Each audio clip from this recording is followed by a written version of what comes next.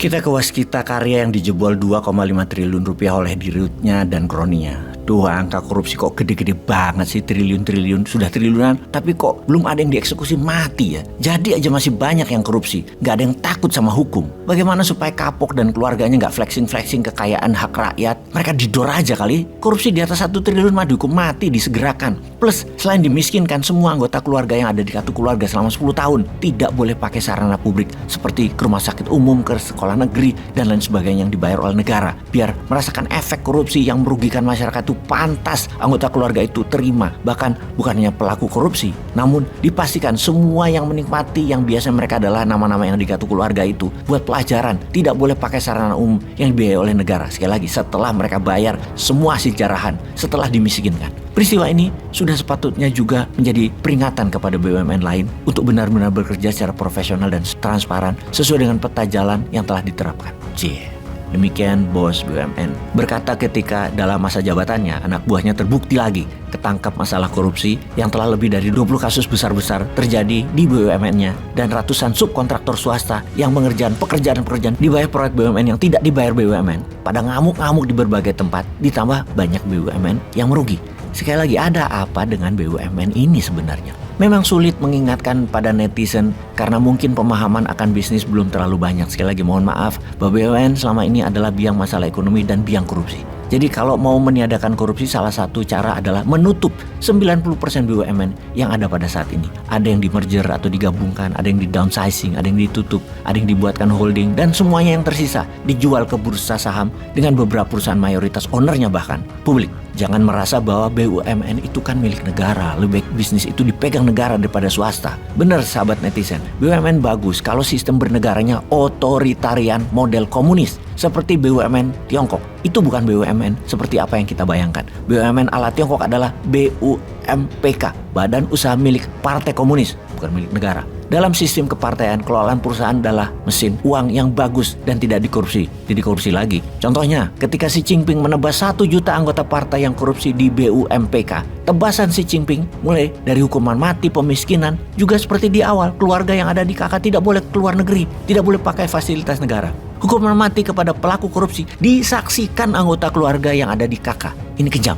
Namun, begitulah kalau kita niat membuat negara Wakanda ini bebas korupsi dan tidak gila jabatan. Ketika menjabat, amanah. BUMN di Wakanda, kalau untung pejabatnya dapat bonus, tantiem, dan lain sebagainya, banyak dah untungnya. Kalau rugi, negara yang tanggung, APBN yang nanggung, pajak yang nanggung, rakyat yang nanggung. Dan untuk membuktikan swasta versus BUMN, semua proyek BUMN pasti outsource ke swasta. BUMN itu hanya project management yang harganya 3 kali lipat dari ongkos membangun atau produksinya. Sehingga semua proyek yang dipegang BUMN harganya paling tipis adalah 2 kali harga swasta. Kenapa nggak langsung ke swasta? Itu aneh bin ajaib. Oh, lupa. Perlu pejabat di komisaris atas tim ses dulu yang telah berhasil menjelek-jelekkan lawan politik dan telah dengan sungguh-sungguh memprovokasi lawan. Mereka perlu tempat duduk enak di komisaris yang mana hal itu tidak akan pernah dilakukan Newman nanti kalau dapat mandat.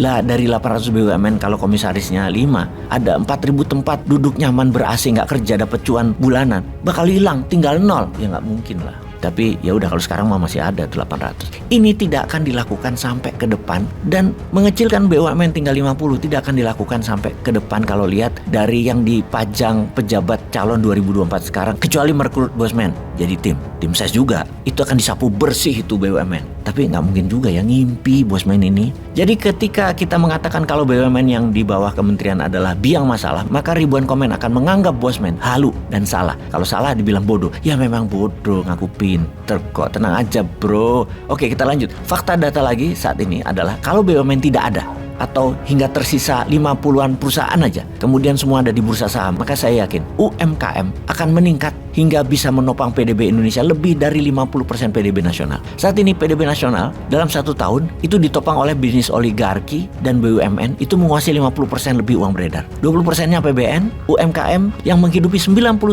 masyarakat hanya 30%-an porsinya. Sudah sekian panjang pejabat negara, udah 7 presiden, UMKM masih warga negara kelas 3. Setelah nomor 1 oligarki dan BUMN, nomor 2 rebutan anggaran, nomor 3 yang 97% populasi baru rebutan kue 30%, ampas oligar dan sub kon BUMN. Kecil peran pemerintah di UMKM. Bertumbuhnya UMKM semua karena autopilot. Kalau ada sentuhan pemerintah malah rugi. Contoh desa wisata, petani dengan pupuknya, harga gabah, nelayan, apa saja yang ada pemerintahnya, pasti ada mafianya. Ya kapan tumbuh UMKM-nya? Yowes, kita ke BUMN yang korup. Menek BUMN kayaknya kerjaannya banyak banget, sehingga tidak waspada dan tidak fokus membenahi meningkatkan kinerja. Dibuktikan dengan banyaknya kasus besar korupsi dan masih minta subsidi APBN BUMN itu sampai 70 triliunan. Namun realita, minggu lalu kasus korupsi meledak di BUMN. Kejaksaan Agung Kejagung telah menetapkan Dirut Waskita Karya Destiawan sebagai tersangka kasus dugaan korupsi penyimpangan atau penyelewengan penggunaan dana PT Waskita Beton tahun 2016-2020. Dalam kasus itu, tersangka Destiawan berperan dalam memerintahkan dan menyetujui pencarian dana supply chain financing atau SCF dengan menggunakan dokumen pendukung palsu untuk digunakan sebagai pembayaran utang-utang perusahaan yang diakibatkan oleh pencairan pembayaran proyek-proyek pekerjaan fiktif guna memenuhi permintaan tersangka. Diketahui kerugian negara adalah 2,5 triliun. Dalam perkara ini terdapat 8 orang tersangka lainnya sebagai kaki tangan kejahatan terorganisir yang tidak rapi. Kita katakan tidak rapi karena ketahuan, namun kalau rapi sampai sekarang masih berjalan mulus. Peranan tersangka Destiawan dalam perkara ini yaitu secara melawan hukum, memerintahkan dan menyetujui pencairan dana supply chain financing atau SCF dengan menggunakan dokumen pendukung palsu untuk digunakan sebagai pembayaran proyek pekerjaan fiktif guna memenuhi permintaan tersangka. Inilah pasal yang dituduhkan dan kelakuan tersebut parah, proyek fiktif dibayarin. Destiawan sendiri ditunjuk Menteri BUMN sebagai Dirut Waskita Karya baru pada Juni 2020 setelah memimpin Waskita Karya sebagai Dirut sejak Juni 2020 tersebut kembali diangkat di Februari 2023 untuk periode kedua. Disinilah ketidakwaspadaan Pak Menteri. Mungkin terpesona dengan info-info pembisik yang mengatakan Destiawan itu orang prestasi. Proyek Simpang Susun Semanggi dibangunnya. Sejumlah proyek infrastruktur Bali mendukung G20 dirampungkan, seperti penataan jalan Simpang Siligita Kempinski, showcase mangrove di Nusa Dua untuk penataan jalan mencakup pedestrian, saluran air, jalur hijau, dan ducting utilitas. Pada 2022 juga Waskita Karya menggarap proyek pembangunan Masjid Syekh Zahid di Solo yang dituntaskan pada Maret 2023. Anak buahnya Destiawan, Direktur Keuangan ditangkap Desember 2020. Direktur itu juga anak buah Menteri BUMN tentunya ketika ditangkap. Jujur masa sih ada anak buah salah? Nggak ada kayaknya. Yang ada adalah nggak waspada sampai ke sana atau bagaimana nih Pak? Kan supply chain financing pasti ada tanda tangan Dirut dan ketika Desember ditangkap Direktur Keuangan, di Kejaksaan kan sudah tahu itu proyek fiktif. Ya pasti mainlah Dirutnya, kok bisa diangkat lagi jadi Dirut di Waskita Karya. Aduh, ini kalau nggak waspada begini, bagaimana kita bisa mengentaskan korupsi di BUMN? Bagaimana bisa membuat BUMN profit tanpa subsidi pemerintah? Bagaimana membuat BUMN yang semua punya hutang besar-besar jadi perusahaan sehat? Opo sampean tadi Menteri Olahraga wae ben bal-balan masuk jalur Piala Dunia yang diadakan di Indonesia. Iso dadi wapres lo sampean malahan lewat jalur bal-balan. Peace.